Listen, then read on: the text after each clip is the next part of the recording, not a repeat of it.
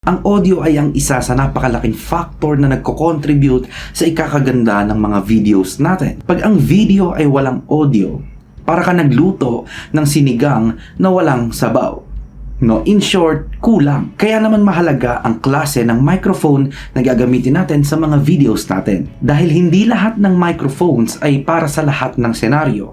Well, you can technically use any kinds of microphone sa mga videos nyo. Kaso nga lang yung iba ay overkill or sobra-sobra na, yung iba naman ay kulang sa quality and or sa functionality. I've done multiple microphone unboxing and reviews sa channel na ito.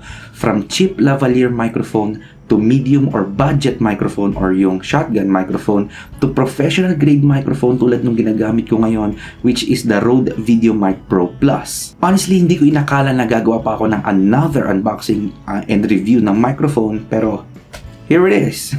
Pero actually guys, kasi Maono contacted me and basically sent me one of their microphones, specifically the Maono AU PM461S para gawan ng video.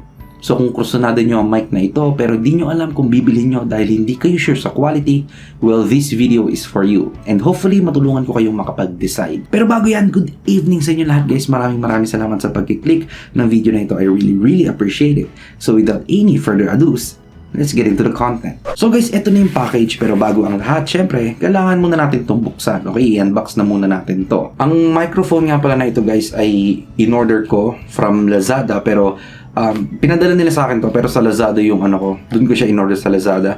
Tapos mabibili nyo ito sa halagang 2,000 pesos, no? 2,230 if hindi ako nagkakamali. So, buksan lang muna.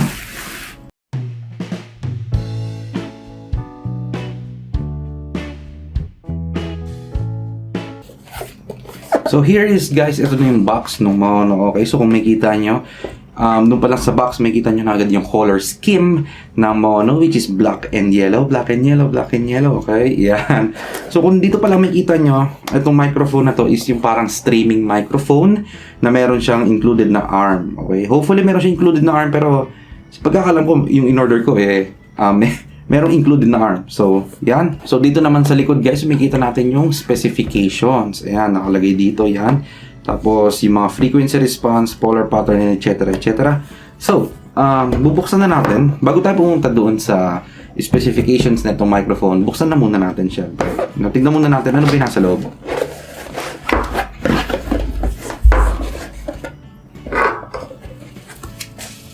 So, ayan. So, unang bubungad sa atin yung microphone agad basically, no? So, meron tayong user's manual na honestly, hindi ko naman binabasa yan. Tapos, okay, so simulan muna natin dito sa wag yan. Simulan muna natin sa kanan. So, nandito yung parang ano niya, wind muff, parang ganun. Tapos, sa ilalim nun is nandito yung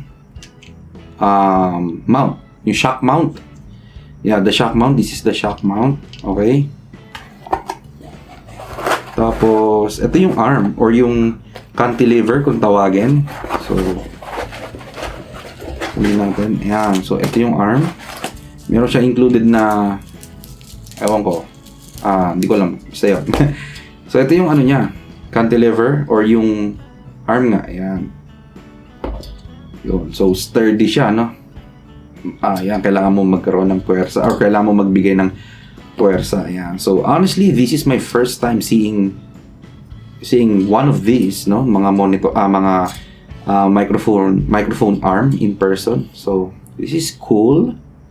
Ayan. So, ayan siya. Tapos, andito naman yung cable, okay? Oops. So, ayan. Ito yung cable natin.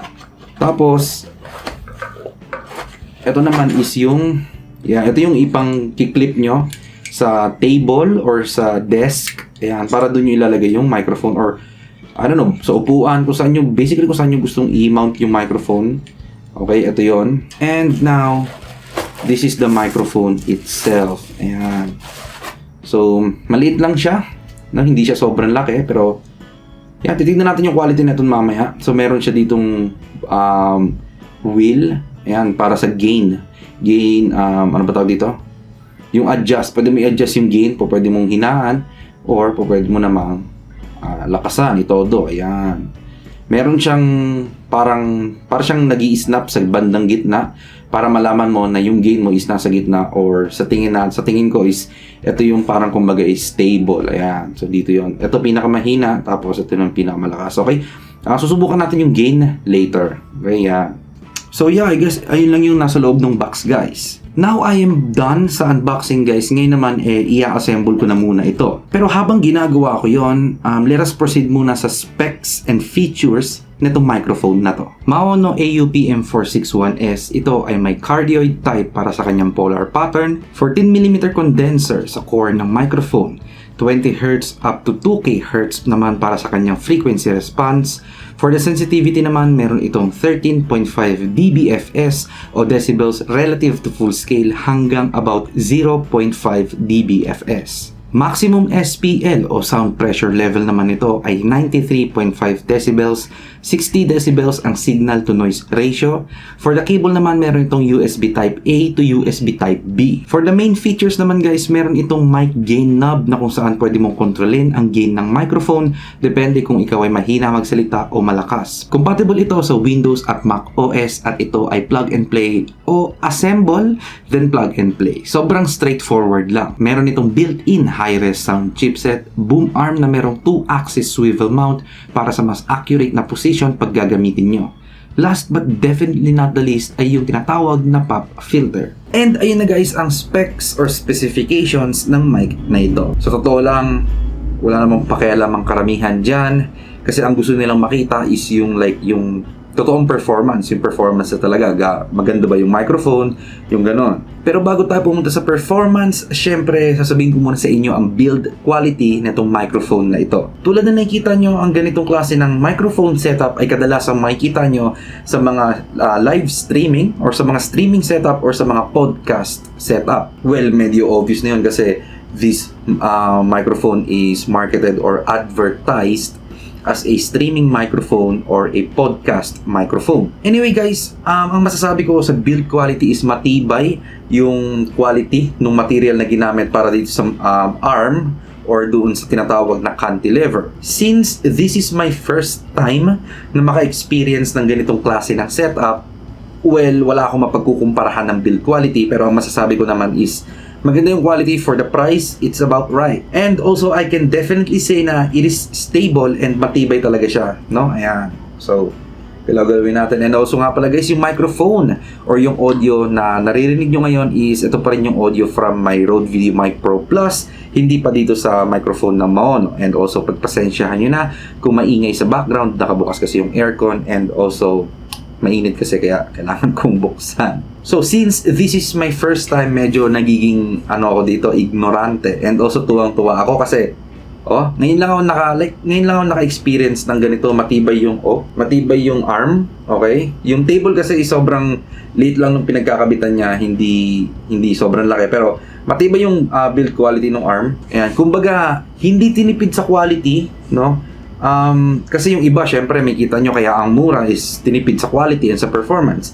Ito, for the price na 2,230 pesos, sakto naman yung sakto yung build quality niya, and matibay talaga siya, okay?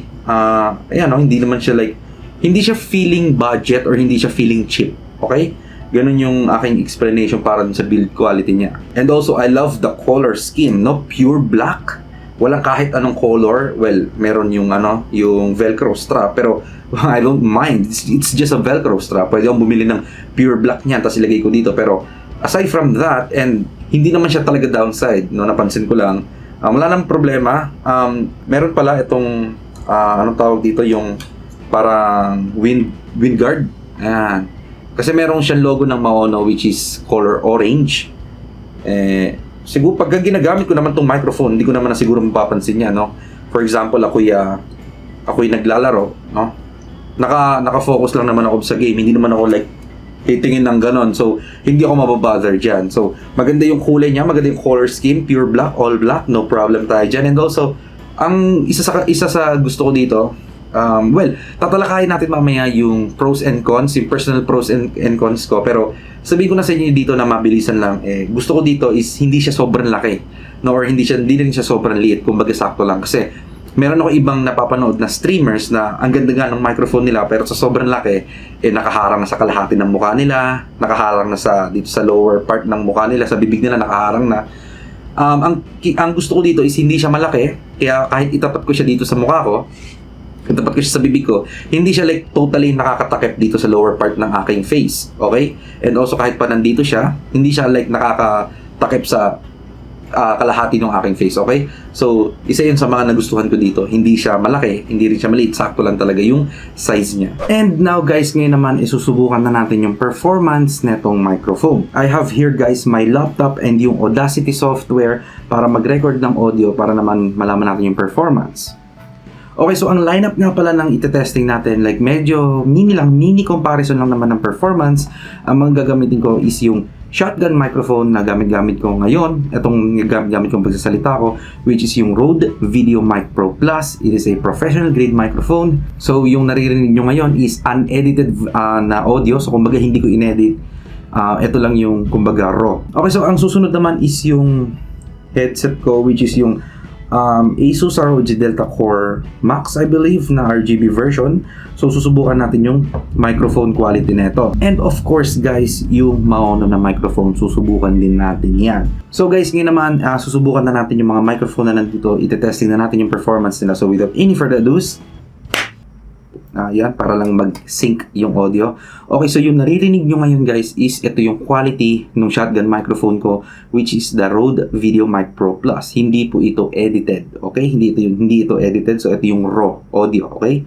So hello guys, ngayon naman ang naririnig nyo ay yung quality ng microphone dito sa aking headset, which is the ROG or Asus ROG Delta Core Max, okay?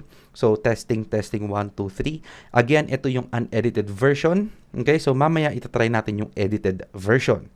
So guys, ngayon naman ang naririnig nyo naman na microphone or yung audio ngayon is ito ng Maono na microphone. Okay, so yung gain niya is nandoon sa gitna. Okay, sa gitna ng minimum and maximum. So hello, testing 1, 2, 3. Again, ang katulad ng sinabi ko, ito yung unedited version nitong microphone na to. Okay, so ngayon naman, mag-proceed na tayo sa edited version or yung sa kumbaga konting noise reduction lang, tapos medyo i-boost natin yung frequency. So tignan natin kung ano yung mangyayari. Okay, pero hindi ko na isasama yung Rode Video Mic Pro Plus. And also, yung video na to is about dito sa microphone na to. So i-testing natin yung dalawang version. Isang edited and isang unedited. Okay, so pag-proceed na tayo sa edited version, which is ito naman dito muna tayo sa Asus headset. Okay, wait lang. Hello, so guys, ngayon ang naririnig nyo naman is yung edited version, testing 1, 2, 3, yung edited version nitong Asus ROG Delta Core Max na headset. Okay, ito yung audio quality ng headset ko. Okay, so kamusta naman yung performance? Okay ba? Okay, so testing. Okay, so guys, ngayon naman let us proceed na dito sa microphone ng Maono. Hello, so guys, ngayon ang naririnig nyo na is yung edited version. No, kumbaga tinanggal ko lang yung noise sa background and medyo binoost ko lang yung frequency and yung bass ng microphone. Okay, so kamusta naman yung performance? Okay ba yung performance or hindi? Let me know sa comment section down below, pero mamaya is i-review ko yan. Okay, so guys, since this is for live streaming, yung naririnig nyo nga pala ngayon is yung audio quality pa rin itong Maono, pero hindi na edited. So gusto ko lang sabihin yung disclaimer na yan kasi baka malito kayo. Okay, so yung microphone or yung audio quality na naririnig nyo ngayon is galing dito sa Maono. Meron lang akong gustong sabihin. Okay, katulad sinasabi ko kanina, since this microphone is advertised towards live streamers or mga nagpo-podcast, or doon na lang tayo sa mga streamers, doon sa stream, most likely, kung ito yung bibilhin mo na microphone, wala kang tinatawag na sound card or wala ka nung, kumbaga basta yun yung may mga iniikot-ikot para kumbaga ma-edit mo yung voice mo, magkaroon ng reverb, matanggal yung noise quality, yung background, ganon. So, yung narinig nyo ngayon is ito yung most likely na maririnig nyo sa mga streams, okay, sa mga live streams. Okay, so, again, hindi ko pa naririnig yung quality nito. Mamaya papakinggan ko, and mamaya after netong pagte-testing ko ng mga product, sasabihin ko sa inyo yung kung ano yung sa tingin ko, okay? Kung okay ba sa akin, tapos like yung honest opinion ko, okay? So, ito na yung huling beses na maririnig niyo yung quality netong Maono, again, this is not edited. Ito yung unedited version. Okay, so again guys, testing 1, 2, 3. Hello, welcome to my live stream. Ayan, kala mo talaga live streamer. So, ayan guys, proceed na tayo doon sa like yung aking conclusion ba? Sa conclusion, and doon muna tayo sa, hindi, pros and cons muna and then conclusion. So, let's go. And now guys, tapos ko nang i-test yung microphone and nakita or narinig nyo na rin naman yung performance. Grabe, konting edit lang sa audio, no? I-boost nyo ng konti yung bass, tanggalin nyo yung ambient noise. Halos comparable na agad ito sa mga high-end professional microphones. At ngayon naman guys, punta na tayo sa aking pros and cons. No, simulan na natin sa pros. Una na dito guys, yung sinabi ko kanina about sa size. What I like about this microphone from Maono is hindi siya sobrang liit, hindi rin naman siya sobrang laki. No, kumbaga sakto lang. Sakto lang siya para hindi makasagabal sa mukha nyo or kung saan man. Dagdag pa dito, hindi ito masyadong makaka-take ng space sa desk o sa setup nyo. And magkakasya pa rin ito kahit nasabihin mo na masikip yung lugar or yung masikip yung setup nyo. I also like the build quality guys. No, wala siya nung cheap na feeling sa material na ginamit. Dagdag pa dito guys yung color na pure black. No, kahit yung mismong microphone color niya is pure black, yung arm pure black, para naman mas mag-complement dun sa kahit anong color scheme ng setup nyo. Pangatlo guys is yung removable cable. Tanggalin natin. Ayan, removable yung cable niya. For me, maganda yon kasi, for example, kung sakali man na magkaroon ng damage yung mismong cable, yung cable lang yung papalitan nyo, hindi yung buong microphone. Sa ibang mic kasi guys, no, built-in na yung cable sa mismong microphone. Kaya naman pagka nasira yung cable, no, kung hindi mo ipapasadya ng gawa, kailangan mo lang palitan basically yung mismong microphone or worst, lahat. No, kailangan mo nang bumili ng bagong microphone which is hindi siya maganda. Okay, hindi maganda yung ganon. Anyway guys, yung last yung versatility nito when it comes to placement. Okay, so anong ibig sabihin ko dyan? Okay, so basically kahit saan nyo ito ilagay, mahanap nyo pa rin ang perfect at accurate spot na kailangan nyo. Salamat sa 2-axis, no? 2-axis, 1 and 2. Ayan. So pwede mo siya ibaba, no?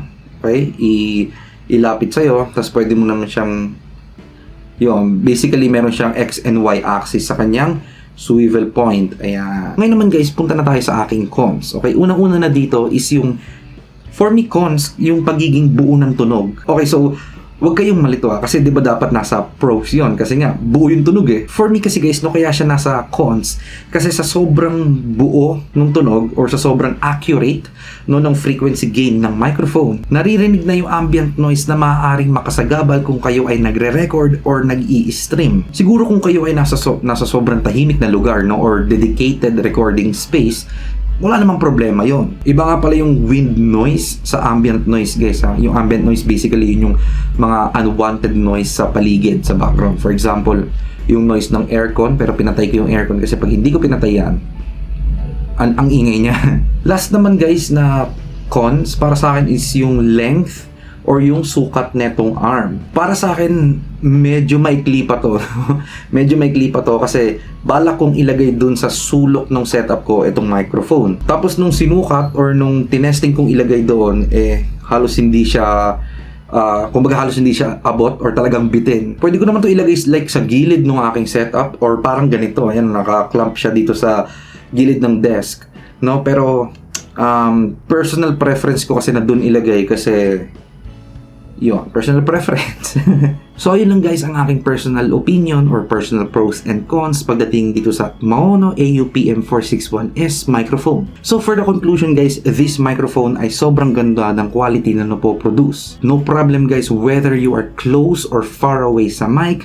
Thanks doon sa microphone gain adjustment nito, pwede kayong marinig. Basta make sure lang na tahimik yung lugar kasi pag tinodo nyo yung gain, sobrang lakas na nung kumbaga yung sagap niya ng frequency. So lalakas din yung frequency ng or lalakas din yung sound na masasagap niya as yung sa ambient noise. So make sure lang na tahimik yung lugar kung gusto nyong itodo yung gain ng microphone. For the price of 2,230 pesos, sobrang sulit dahil yung build quality or yung material na ginamit ay sobrang sturdy o hindi talaga siya bibigay agad-agad. Not to mention yung kakabanggit ko lang ngayon lang na quality performance niya or yung quality ng mic, grabe sobrang worth the price. So that is it for me guys, that is it for the video. Nga pala maraming salamat sa Maono for contacting me and sending this to me or giving this to me. I really appreciate it. For the last time guys, gagamitin ko ulit yung microphone para naman marinig nyo or ma-experience nyo ulit yung quality ng audio habang ako ay nag-outro. As usual guys, please like the video kung nagustuhan nyo, and kung hindi nyo naman nagustuhan, you can dislike it.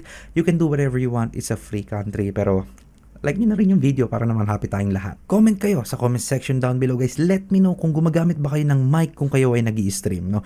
Kung kayo lang naman ay nag-i-stream, no? Anong mic ginagamit nyo? Gumagamit ba kayo ng dedicated mic like this mono microphone or gumagamit kayo ng mic ng headset, no? Kahit ano pa yan, let me know sa comment section down below kasi curious lang akong malaman. Okay? Also guys, don't forget to subscribe with notification bell on para naman maging updated kayo sa mga susunod ko pang upload kasi napakarami pang tech-related videos as well as unboxing and reviews. Also, PC building videos coming up very soon. Once again guys, my name is CJ and makita-kita tayo guys sa susunod kong video.